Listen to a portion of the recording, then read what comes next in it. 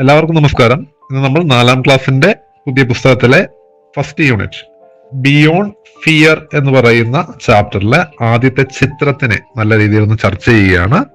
ഇന്നത്തെ ക്ലാസ്സിൽ നമ്മൾ പ്രയോറിറ്റി കൊടുക്കുന്നത് പിക്ചർ ഡിസ്ക്രിപ്ഷൻ എന്ന് പറയുന്ന ഭാഗമാണ്. അതിലേക്കായി കടക്കുന്നതിന് മുമ്പേ നിങ്ങൾക്ക് ഈ വീഡിയോയുടെ തൊട്ട് താഴെ ലിങ്ക് കൊടുത്തിട്ടുണ്ട്. ആ ലിങ്ക് ക്ലിക്ക് ചെയ്ത് ഈ വീഡിയോ കാണാവുന്നതാണ്. ഇത് ലീഡ് ഇന്ത്യ എന്ന് പറയുന്ന ഒരു അഡ്വർടൈസ്മെന്റ് ആണ്. നമ്മുടെ പാഠപുസ്തകത്തിലെ സെയിം ടോപ്പിക് കൺസെപ്റ്റിലുള്ള ഒരു വീഡിയോ ആണ് ഈ നൽകിയിട്ടുള്ളത്. അതൊന്ന് കാണുക, കുട്ടിയൊന്ന് കാണിക്കുക. നല്ലൊരു നോട്ടബിൾ ആയിട്ടുള്ള ഒരു അഡ്വർടൈസ്മെന്റ് ആണ്, അതൊന്ന് നോക്കുക. അപ്പൊ ആ ഒരു കൺസെപ്റ്റ് ആണ് നമ്മൾ പാഠത്തിലുടനീളം ചർച്ച ചെയ്യുന്നത്. നിങ്ങൾക്ക് യൂട്യൂബിൽ ലീഡ് ഇന്ത്യ ദ ട്രീ എന്ന് പറഞ്ഞുകൊണ്ട് സെർച്ച് ചെയ്താലും ഈസി ആയിട്ട് കണ്ടെത്താവുന്നതാണ്. അപ്പോൾ നമ്മൾ നമ്മുടെ ഭാഗത്തേക്ക് പോകുന്നു. പിക്ചർ ഡിസ്ക്രിപ്ഷൻ എഴുതാൻ നമ്മുടെ 1ാമത്തെ ക്ലാസ് ആണ്, അതുകൊണ്ട് അതിന്റെ ബേസിക് കാര്യങ്ങൾ ഒന്ന് പറഞ്ഞു തരുന്നു. 1ാമത്തെ കാര്യം, ഇത് ഏതാണ് സ്ഥലം എന്ന് എഴുതാൻ കഴിയണം. It is a city, it is an urban area. We can see heavy traffic there. ഇനി അവിടെ പറയേണ്ട 2ാമത്തെ കാര്യം, ചിത്രത്തിൽ ആരൊക്കെയാണുള്ളത്, അവർ ഓരോരുത്തരും എന്തൊക്കെയാണ് ചെയ്യുന്നത്. അപ്പൊ 2 പേരുണ്ടെങ്കിൽ 2 സെന്റൻസ് നമുക്ക് എഴുതാൻ കഴിയും. അപ്പോൾ പരീക്ഷയ്ക്ക് ഒരു പിക്ചർ ഡിസ്ക്രിപ്ഷൻ എഴുതുന്നതിനോടൊപ്പം നമ്മുടെ LSS പരീക്ഷയ്ക്ക് വെൽ സ്ട്രക്ചേർഡ് ആയിട്ടുള്ള ഒരു 4 സെന്റൻസുകൾ എഴുതിയാൽ ആ ചോദ്യത്തിന്റെ ഫുൾ മാർക്ക് നമുക്ക് ലഭ്യമാകും. അപ്പൊ അതിനു വേണ്ടിയുള്ള എളുപ്പ വഴികളാണ് നമ്മൾ ചർച്ച ചെയ്യേണ്ടത്. ഈസി ആയിട്ടുള്ള ടോപ്പിക് ഓറിയന്റഡ് ആയിട്ടുള്ള കുറെ വാക്കുകൾ, വൊക്കാബുലറികൾ, സെന്റൻസുകൾ എന്നിവ മനസ്സിലാക്കി അത് എഴുതുക എന്നുള്ളതാണ് നമ്മൾ ഈ 4ാം ക്ലാസ്സിലൂടെ കടന്നു പോകുന്നത്. പിന്നീട് ആഡിങ് അഡ്ജക്റ്റീവ്സ് ഓർ ആഡ്വർബ്സ് തുടങ്ങിയ കാര്യങ്ങൾ കൂട്ടിച്ചേർത്തുകൊണ്ട് നിങ്ങൾക്ക് ഓരോ കാര്യങ്ങളെയും വിശദീകരിച്ച് എഴുതി പോകാവുന്നതാണ്. അപ്പൊ അന്ന് ആലോചിക്കുക, what is the place, who are they, what are they doing. Can you create more sentence using some adjectives or adverbs? Picture description ഇവിടെ നൽകിയിട്ടുണ്ട്. ഇവിടെയാണ് ഈ ചിത്രമാണ് കണ്ടിട്ടുള്ളത്.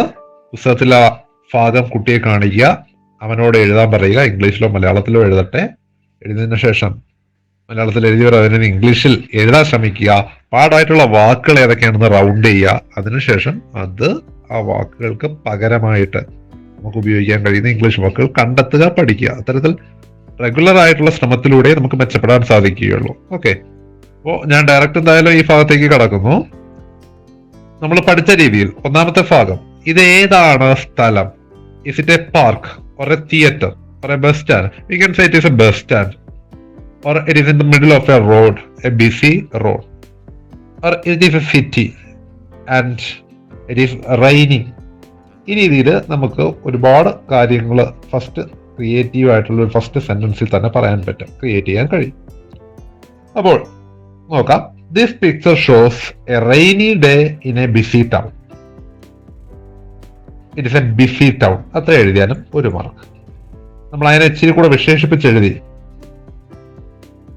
It is a rainy day in a busy town.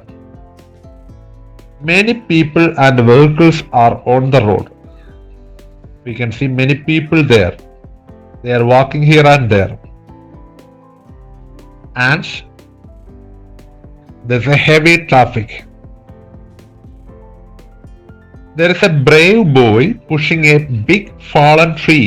ഒരു മറിഞ്ഞു കിടക്കുന്ന അല്ലെങ്കിൽ ഒടിഞ്ഞു വീണ് കിടക്കുന്ന ഒരു മരം ഒരു കുട്ടി തള്ളി നീക്കാൻ ശ്രമിക്കുന്നുണ്ട്. It looks like the tree is blocking the road. That's why the heavy traffic. ഈ മരം അവിടെ വീണ് കിടക്കുന്നത് കൊണ്ടാണ് ഈ ട്രാഫിക് ഇത്രയും കഠിനമായി മാറിയിട്ടുള്ളത്. The boy is wet, but he is still trying to move it. He tried to push, തള്ളി നീക്കുക. He tried to push the tree to the side of the road. ആ റോഡിന്റെ സൈഡിലോട്ട് തള്ളി നീക്കാൻ വേണ്ടി ശ്രമിച്ചു, അല്ലെങ്കിൽ ശ്രമിക്കുന്നു. പിന്നെ നമ്മൾ പഠിക്കുന്ന മറ്റൊരു വാക്ക് വെറ്റ്, നനഞ്ഞു. സോക്ഡ്, SOAKED, സോക്ഡ്, നനഞ്ഞു എന്നുള്ള അർത്ഥത്തിൽ. ഹീസ് ഓൾ വെറ്റ്, ഫുൾ നനഞ്ഞു. But he still trying to move it. This shows he is very courageous. Courage, ധൈര്യം. അവൻ ധൈര്യവാനാണ്. Behind him, many people are watching. Some look surprised and worried. A few are holding umbrellas. കുറെ പേര് നടന്നു പോകുന്നുണ്ട്. They are carrying umbrellas. They are holding umbrellas. There are buses, cars, trucks waiting in the traffic. I think this picture shows courage and leadership of the boy. ആ കുട്ടിയുടെ ധൈര്യവും നേതൃത്വ പാഠവുമാണ് കാണിക്കുന്നത്. He is trying. Even though it's raining, the boy is helping others. And I feel inspired by him. അപ്പോൾ picture description ഈ ഒരു രീതിയിൽ ഇത്രയൊന്നും നമുക്ക് ആദ്യത്തെ ക്ലാസ്സിൽ എഴുതാൻ കഴിയുന്നില്ല എന്ന് വിചാരിക്കുക. നമ്മുടെ ഉദ്ദേശം എത്രയാണ്? കുട്ടി നല്ല രീതിയിൽ ഒരു പാരഗ്രാഫ് വളരെ ഈസി ആയിട്ട് ഏതൊരു പടം കണ്ടാലും അല്ലെങ്കിൽ ഒരു സിറ്റുവേഷൻ കണ്ടാലും അതിനെക്കുറിച്ച് പറയാൻ പഠിക്കണം, അല്ലെങ്കിൽ എഴുതാൻ സാധിക്കണം. അപ്പൊ ഈ രീതിയിൽ വാക്കുകൾ അവന് ക്രിയേറ്റ് ചെയ്യാൻ സാധിക്കണം എന്നുള്ളതാണ് നമ്മൾ ലക്ഷ്യം വെക്കുന്നത്. ഇനി ഇതിൽ തന്നെ പാടായിട്ടുള്ള വാക്കുകൾ ഏതൊക്കെയാണ്? ഒരു 5 വാക്ക് അവന് കൊടുക്കാം. നിങ്ങൾക്ക് അതിനോടൊപ്പം V1 V2 table, present past tense table നൽകാം, ആന്റണിംസ് നൽകാം. ഇതെല്ലാം നമ്മുടെ ബ്രൈറ്റ് ബീസ് എന്ന് പറയുന്ന നമ്മുടെ കോഴ്സിൽ ലഭ്യമാണ്. നിങ്ങൾക്ക് QR ഇവിടെ നൽകിയിട്ടുണ്ട്, സ്കാൻ ചെയ്ത് ജോയിൻ ചെയ്യാവുന്നതാണ്. It is raining heavily in the town. A big tree has fallen across the road. നേരത്തെ എഴുതിയതിന്റെ മറ്റൊരു രൂപം. A few people look surprised and worried. The road is wet and full of rainwater. The boy's clothes are soaked, but he keeps trying. His act shows great courage and kindness. ഈ രീതിയിൽ കുട്ടിക്ക് point by point ആയിട്ടോ sentence creation അല്ലാതെയോ ചെയ്യാവുന്നതാണ്. അപ്പോൾ ഇന്നത്തെ ക്ലാസ്സിൽ നമ്മൾ ഇത്രയും കാര്യങ്ങളാണ് ചർച്ച ചെയ്യുന്നത്. കൂടുതലായിട്ട് വലിയ വാക്കുകൾ പഠിക്കണമെന്നുള്ളവർക്ക് ഈ വാക്കുകൾ ഉപയോഗിക്കാവുന്നതാണ്. അതിനോടൊപ്പം ക്രിയേറ്റീവ് റൈറ്റിങ്ങിന് വേണ്ടി 2-3 ചോദ്യങ്ങൾ കൂടി എഴുതിയിട്ടുണ്ട്. ഒരു കോൺവെർസേഷൻ, ഒരു ഡയറി തുടങ്ങിയ കാര്യങ്ങൾ നൽകിയിട്ടുണ്ട്. ഇപ്പോ നിങ്ങൾ ബ്രൈറ്റ് ബീസ് കോഴ്സിൽ ചേരുകയാണ് എങ്കിൽ നിങ്ങൾക്ക് ഇത്തരത്തിൽ ഓരോ ടോപ്പിക്കുമായി ബന്ധപ്പെട്ട അഡീഷണൽ ചോദ്യങ്ങൾ, ഉത്തരങ്ങൾ തുടങ്ങിയവ വായിക്കാനും മനസ്സിലാക്കാനുമുള്ള ചാൻസ് ലഭ്യമാണ്. കോൺവെർസേഷന്റെയും ഡയറിയുടെയും മാതൃകകൾ നിങ്ങൾക്ക് ഇവിടെ കാണിക്കാം. ഇപ്പോ ഇവിടുത്തെ കോൺവെർസേഷൻ നൽകിയിട്ടുള്ളത് ഡീറ്റെയിൽ ആയിട്ട് പറയുന്നില്ല, ആ ഒരു ടോപ്പിക്ക് മാത്രം ഒന്ന് കൺസെപ്റ്റിൽ പറയുന്നു. കുട്ടി വീട്ടിൽ ചെന്നു, ഫുൾ നനഞ്ഞ് അവൻ വീട്ടിലെത്തുകയാണ്. അമ്മ അവിടെ അവനെ കാത്തിരിക്കുന്നുണ്ടായിരുന്നു. അപ്പൊ അമ്മയും മകനും തമ്മിലുള്ള കോൺവെർസേഷൻ ഇഷ്ടംപോലെ എഴുതാൻ കഴിയും. ഇന്ത്യയിൽ കൂടുതൽ കാര്യങ്ങൾ ഉൾപ്പെടുത്താൻ കഴിയും. അപ്പോൾ നടന്ന സംഭവങ്ങളെല്ലാം പറയുന്നത് കോൺവെർസേഷൻ സ്റ്റൈലിൽ എഴുതാം.